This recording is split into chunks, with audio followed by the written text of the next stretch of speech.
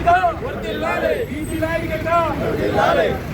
మరి మొన్న Congress party cabinet నిర్ణయం తీసుకొని పార్టీ పరంగా 42% రిజర్వేషన్లు ఇస్తామని పొంగులేటి శ్రీనివాసరెడ్డి గారు పత్రికాముఖంగా చెప్పడం జరిగింది.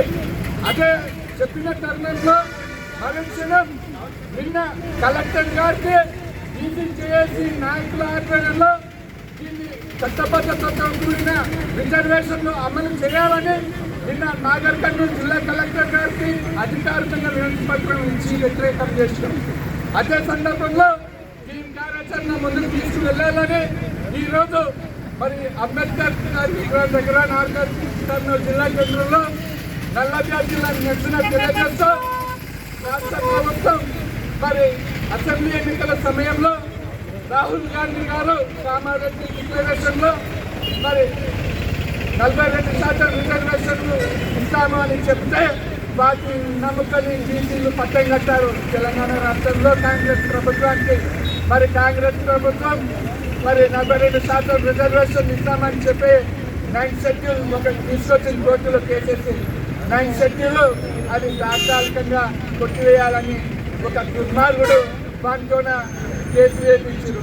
అది కోర్టు కేసు పెండింగ్లో ఉండగానే మరి వాయిదా పడి మరి కోర్టు ఎలక్షన్ కమిషన్కు చెప్పి ఎలక్షన్ నడుపుకోవాలని చెప్పి దాని పరంగా పార్టీ పరంగా ఇవ్వాలని చెప్పేసి నాడు నిర్ణయం తీసుకున్నారు.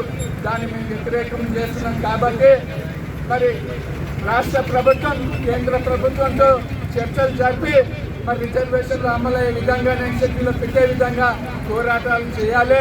అఖిలపక్షాన్ని తీసుకువెళ్ళి ఈ నిర్ణయం తీసుకోవాలి. కాబట్టి యువత అందరూ బీసీలందరూ ఒకటే, ఎస్సీ ఎస్టీ మైనార్టీలందరూ ఒకటే రిజర్వేషన్ సాధించిన దిశగా పోరాటాలు చేయాలని పోయిన నెలలో 18 కలుపుతున్నాడు.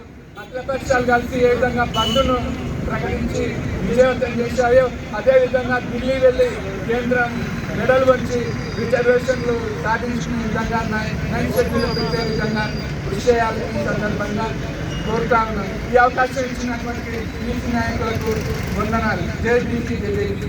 Thank you.